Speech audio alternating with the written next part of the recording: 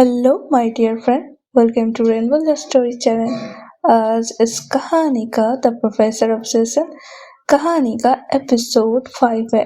मैं उम्मीद करती हूँ कि आपको ये कहानी आगे बहुत पसंद आएगी। तो कहानी का पहला सीन ऐसे शुरू होता है। फ्रीन के ऑफिस तक का जाने का रास्ता विकी को ऐसे लग रहा था कि उस फांसी के टकने की तरफ आगे बढ़ रही हो जो उसने खुद अपने लिए बनाया था। और 7 बज चुके थे। विकी दरवाजे पर खड़ी थी। उसके हाथ कांप रहे थे जब उसने लॉक घुमाया। कमरा बिल्कुल अंधेरा था, सिवाय एक मोमबत्ती के जो फ्रीन की डेस्क पर टिमटिमा रही थी। और सैंडलवुड की खुशबू बहुत गहरी थी, जैसे दम घुट रही हो। फ्रीन डेस्क के पीछे नहीं बैठी थी, वो खिड़की के पास खड़ी थी। उसकी पीठ दरवाजे की तरफ थी और वो ग्लास पर गिरती बारिश की बूंदों को देख रही थी। फ्रीन ने धीरे से, लेकिन पर ये आवाज पहले से 10 गुना ज्यादा खतरनाक थी, कहा, इसे बंद कर दो। दरवाजा। विकी ने दरवाजा बंद किया। क्लिक करके फिर से आवाज आई। फ्रेड ने कहा, यहाँ आओ। विकी आगे बढ़ी। जब तक वो मोमबत्ती की रोशनी के उस छोटे से दायरे में नहीं आ गई, फ्रेड घूमी। उसने अपना ब्लेजर उतार दिया। उसकी सफेद शर्ट बिल्कुल साफ और कड़क थी। स्लीव भी एकदम मुड़े नहीं हुए थे, जिससे उसके जो मजबूत मसल थे वो साफ साफ दिख रहा था। क्या तुम्हें पसंद है जब वो तुम्हें छू रहा था? हाँ, क्या तुम्हें वो पसंद आ रहा था जब वो छू रहा था तुम्हें? बेकी हड़बड़ाते हुए कहा, वो सिर्फ एक दोस्त है। फ्रेंड ने कहा, मुझसे झूठ मत बोलो। तुमने उसे अपनी कमर छूने दी। तुम उस पर इस तरह मुस्कुरा रही थी जैसे तुम मुझ पर एक बार भी नहीं मुस्कुराई। उसकी आंखें काली और गहरी थी और उसी जगह पर टिकी थी जहां काय का हाथ था। तुम देखना चाहती थी कि मैं क्या रिएक्शन देती हूँ। तुम देखना चाहती थी कि मैं जेलस हूँ या नहीं। बेकी हिम्मत जुटाकर कहती है, क्या आप थी? फ्रीन ने एक छोटी सी लेकिन जज्बात से खाली हंसी के साथ कहा, जेलस? हाँ, उन लोगों के लिए होती है जो अपनी चीज खोने से डरता है। वो बेकी के इतने करीब आए कि बेकी की पीठ उस भारी डेस्क से जा ठहरी। फ्रीन ने अपने दोनों हाथ लकड़े पर जमाए, बेकी को बीच में कैद कर लिया। मैं तुम्हें खोने से नहीं डरती बेकी, क्योंकि तुम कहीं नहीं जा रही हो। लेकिन मुझे तुम्हारे डिसिप्लिन की कमी से घिन आ रही है। बेकी अपनी जुबान संभालते हुए और हेलानी की उसका जिस्म फ्रीन की गर्माहट की तरफ खींचे जा रहा था। मैं आपकी कंट्रोल में नहीं हूँ, फ्रीन उसे याद दिलाते हुए कहती है। हमने ये पिछली रात ही तय कर लिया था। उसने बेकी की लेदर जैकेट के कॉलर पकड़े और एक झटके में जैकेट बेकी के कंधों से उतारकर फर्श पर फेंक दिया। अब बेहतर है, मैं तुम्हें देखना चाहती हूँ। फ्रेन की नजरें बेकी के पतले टैंक टॉप पर गई। फ्रेन ने कहा, तुम्हें लगता है तुम दूसरे लोगों को इस्तेमाल करके मुझ तक पहुंच सकते हो? तुमने सिर्फ ये साबित किया है कि तुम्हारे दिमाग को मशरूब रखने के लिए सिर्फ फाइस्की काफी नहीं है। फ्रेन ने डेस्क पर रखी एक भारी लेदर स्ट्रैप उठाई। उन्होंने इसे मारा नहीं, बस उसका एक सिरा बेकी के कंधे पर टिका दिया। फ्रेन ने कहा, आज रात का सबक किताबों के बारे में नहीं है, ये बाउंड्रीज के बारे में है।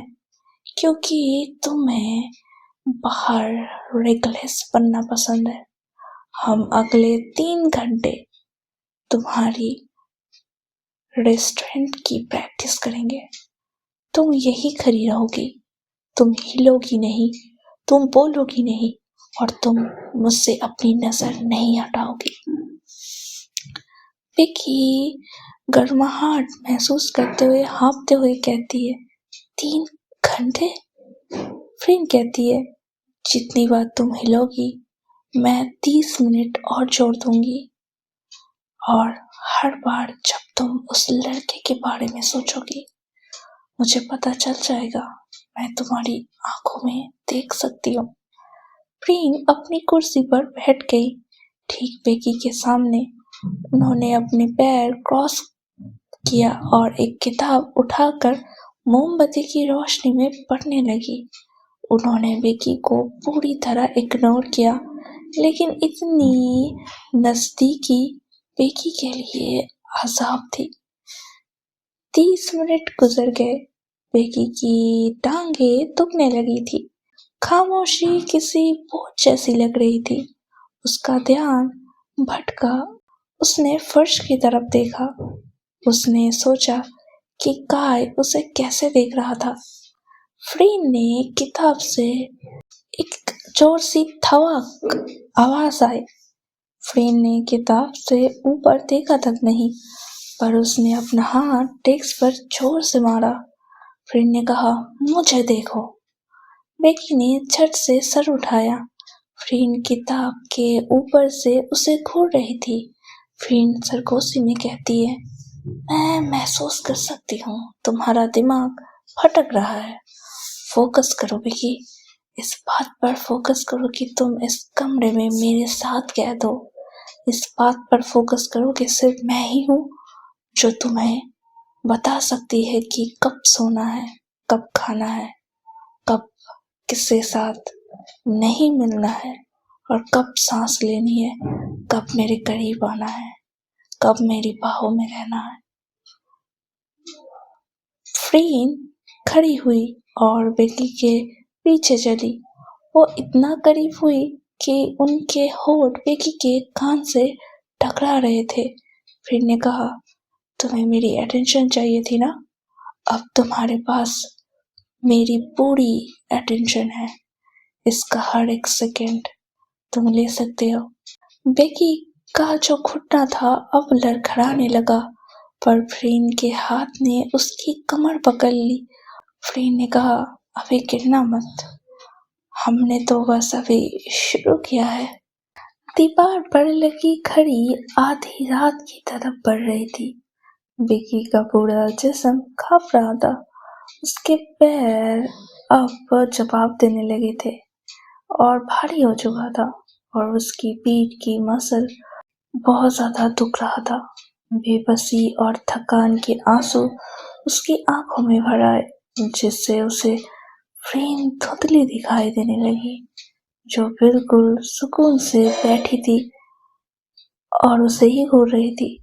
फ्रेम ने कहा, फ्रेम अपनी आवाज शांत करती है और कहती है, तुम लड़खड़ा रही हो विक्की। बैलेंस खोने का जुर्म में 10 मिनट और बढ़ा दिया गया है। विक्की टूटी आवाज में कहती है, मैं आपसे नफरत करती हूँ। फ्रेम ने धीरे से अपनी किताब बंद की और खड़ी हो गई। वो विक्की की तरफ बढ़ी और इतना करीब आके रुकी जो उसके सीने का एक दूसरे से टकरा रहे थे। फ्रेम ने कहा, नहीं, तुम नहीं करती। तुम्हें इस बात से नफरत है कि मैं अकेली इंसान हूँ जिसे तुम मैनिपुलेट नहीं कर सकती। तुम्हें नफरत है कि मैं तुम्हारे इस नाटक के पार देख सकती हूँ। फ्रेम ने अपना हाथ बढ़ाया और विक्की के गाल से एक बहता हुआ आंसू अपने अंगूठे से पूछा। घंटों की सख्त डिसिप्लिन के बाद उसका ये स्पर्श हद से ज्यादा नर्म महसूस हुआ। फ्रेम ने कहा, तुम थक चुकी हो, तुम्हारा जिस्म साथ छोड़ रहा है क्योंकि तुम हर सेकंड मुझसे लड़ रही थी। अगर तुमने पहले ही हार मान ली होती तो ये सब घंटों पहले खत्म हो गया होता। बेकी गुस्से और गर्मी से लाल चेहरे के साथ कहा, मैं कोई गुड़िया नहीं हूँ। आप बस मुझे किसी कोने में खड़ा करके ये उम्मीद नहीं कर सकती कि मैं ठीक रहूंगी। आपने आज रात मेरे साथ ऐसा सलूक किया जैसे मैं इंसान ही नहीं हूँ। फ्रीन ने अपना माथा बेकी के माथे से टिकाए कहा, मैं तुम्हारे साथ वही सलूक किया जो तुम हो, एक ऐसी लड़की जो शिद्दत से एक पिंजरे की तलाश में है। मैंने बस तुम्हें वो पिंजरा दे दिया है। फ्रीन पीछे हटी और एक ठंडे इशारे से टेंशन को खत्म कर दिया। फ्रीन ने कहा, 3 घंटे पूरे हुए, अपनी जैकेट उठाओ और जाओ। दोबारा उस लड़के के साथ मत दिखना, वरना आज की रात तुम्हें वैकेशन जैसे लगेगी नेक्स्ट टाइम। बेकी हिली नहीं। वो गुस्सा जो घंटों से अंदर पक रहा था आखिरकार उबल गया।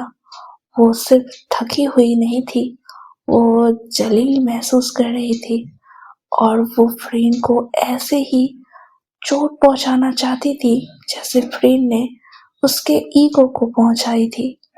उसने डेस्क की तरफ देखा, किताबों को देखा और फिर फ्रीन के उस ठंडे खूबसूरत चेहरे को। बेकी घबराते हुए कहा, आपको लगता है सारी ताकत आपके हाथ में है, हाँ? इससे पहले कि फ्रीन को जवाब देती, बेकी ने उन पर हमला कर दिया। वो किसी प्यार से किसके लिए आगे नहीं बढ़ी थी।